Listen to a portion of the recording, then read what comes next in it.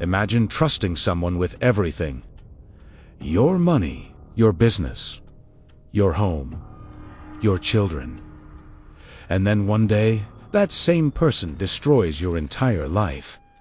Not a stranger, not a criminal hiding in the dark, but your own wife. Because in this case, a woman didn't just betray her husband's trust. She stole millions from him, lied for years, and when the truth was about to come out, she decided the only solution left was murder. This is the disturbing story of Amy, the woman who wanted luxury, wealth, and status so badly that when it was about to disappear, she was willing to do something truly evil. And by the end of this story, you'll realize something terrifying. The man she killed never even knew the real danger was living inside his own home. Our story begins in Kentucky, back in the 1980s. At the time, Amy was just 17 years old. She worked as a waitress at a local diner, serving coffee, burgers, and pancakes. But Amy wasn't satisfied with that life. Not even close, because Amy had very expensive tastes. She loved luxury cars. She loved designer clothes. The only problem, she had no money. Working long shifts at a diner barely paid the bills, let alone the kind of lifestyle she dreamed about. So Amy began thinking about a different solution. Instead of earning money, why not marry someone who already had it? One day in 1986, a man walked into the diner where Amy worked. His name was Bob. Bob was 23 years old. Bob was doing extremely well financially. He owned a chimney sweeping business. But that wasn't all. Bob also owned around 20 rental properties. In other words, Bob had money, exactly the kind of man Amy had been looking for.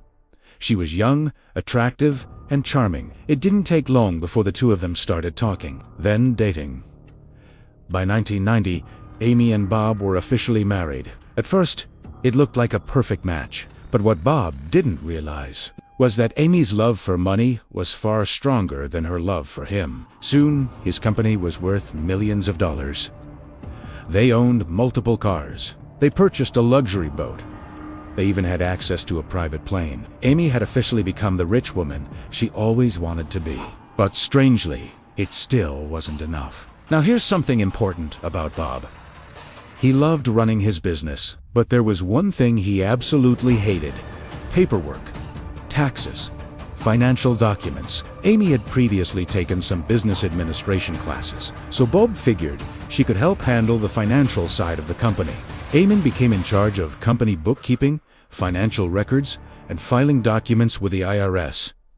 She now had complete control. Bob trusted her completely, which meant she could do almost anything without him noticing. And soon, she started taking advantage of that trust. Instead of paying taxes like she was supposed to, Amy began stealing the money. She would write checks to the IRS, but never mail them.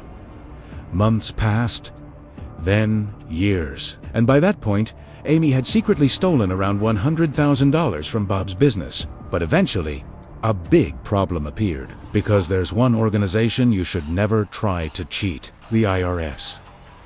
Soon, the IRS started sending late notices.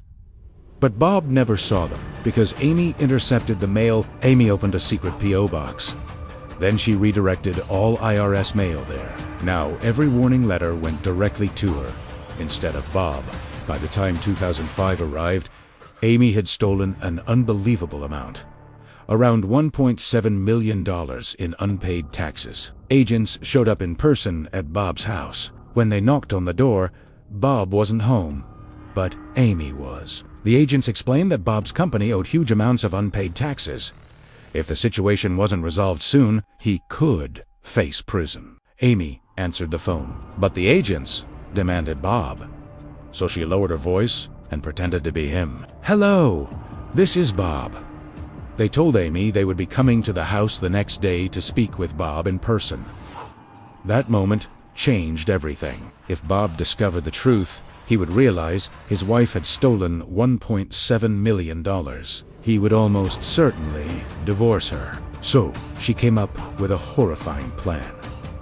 Instead of confessing, instead of facing the consequences, she decided to kill Bob.